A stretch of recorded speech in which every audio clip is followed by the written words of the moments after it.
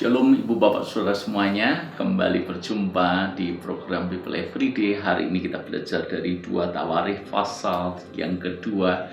Ini tentang bagaimana persiapan-persiapan yang dilakukan oleh Salomo untuk mendirikan bait suci. Dan Salomo menegaskan bahwa bait suci yang dibangun itu harus megah, harus besar, harus mewah. Dan ini menyatakan bagaimana kerinduan Salomo dan juga kerinduan Daud ayahnya.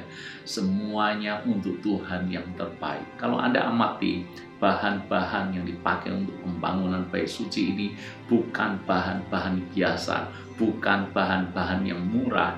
Kayu aras adalah kayu yang terbaik. Kayu dari pohon sanobar, cendana di Libanon, ini adalah bahan-bahan yang terbaik.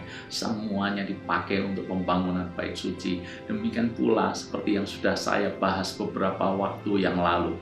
Untuk membangun bait suci ini bahkan disiapkan ribuan perhiasan berharga, ton-tonan emas, bahkan 200-an ton perak, belum lagi bahan-bahan yang lain. Saudara-saudara, Salomo mempersiapkan yang terbaik. Demikian pula siapa yang mengerjakan, bukan orang sembarangan.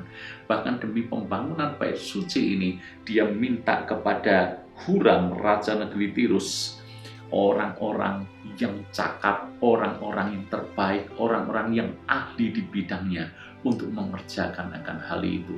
Dan dikerjakan oleh ribuan orang, saudara, sehingga bait suci itu akhirnya jadi dan bisa dikatakan bangunan termegah di sepanjang sejarah, bangunan termewah di sepanjang sejarah. Saudara-saudara, seringkali menjadi pro kontra. Kenapa hanya untuk bangunan harus dilakukan pengorbanan yang sedemikian besar? Kenapa hanya untuk sebuah bangunan harus dikeluarkan uang sedemikian banyak? Saudara-saudara, buat Salomo, untuk Tuhan dia lakukan yang terbaik. Cuma masalahnya kalau kita tarik di zaman sekarang, di gereja zaman sekarang, boleh dilakukan asal benar-benar dengan motivasi yang benar. Sebab seringkali darinya adalah memberikan yang terbaik, tapi sebetulnya adalah untuk kebanggaan diri. Ini yang bahaya, saudara. Tetapi kita tidak bahas akan hal itu. Yang saya bahas adalah orang kalau cinta Tuhan, orang kalau sudah terpaut dengan Tuhan, maka harga bayar berapapun dia berani lakukan.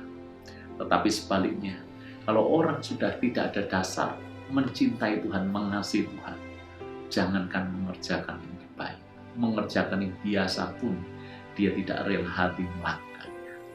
Saudara-saudara, bagaimana kasih kita kepada Tuhan? Salomo jelas-jelas ini adalah awal-awal ketika Salomo memerintah menjadi raja.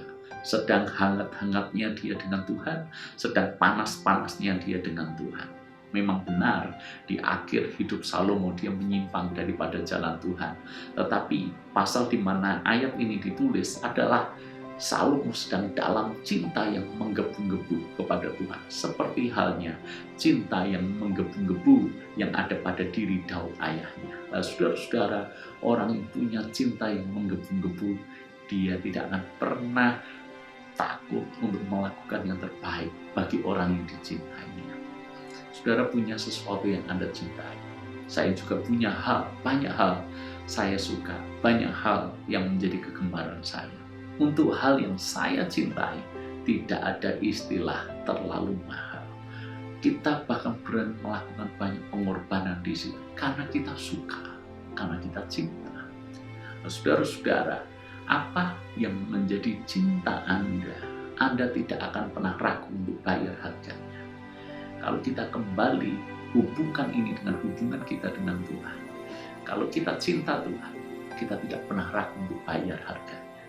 Waktu kita dengan Tuhan tidak pernah ragu untuk bayar harganya. Pikiran kita, tenaga kita untuk Tuhan dalam pelayanan, untuk menjangkau jiwa, untuk membawa orang kepada Kristus, tidak pernah ragu kita bayar harganya. Bahkan untuk pekerjaan Tuhan, kita tidak pernah ragu bayar harganya. Uang yang kita keluarkan, kita tidak pernah ragu bayar harganya. Kenapa? Karena didasari dengan cinta. Saudara-saudara, Tuhan tidak hanya mengajar bagaimana kita mencintai Dia dan bayar harganya, Tuhan sendiri juga menyatakan hal yang sama kepada kita semuanya. Dia begitu mencintai kita dan dia bayar harganya. Tidak ada yang gratis untuk cinta, saudara.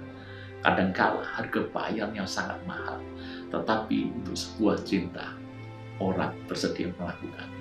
Tuhan mencintai kita, dia mengasihi orang berdosa, dan dia ingin manusia berdosa ini diselamatkan. Harga bayarnya tidak main-main, bukan dengan barang yang fana, bukan dengan darah domba biasa, tetapi dengan darah anak domba Allah, yaitu Kristus Yesus yang diserahkan bagi kita.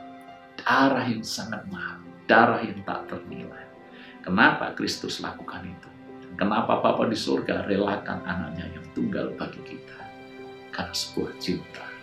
Cinta membuat kita berani melakukan apapun dan kita bersedia bayar harganya.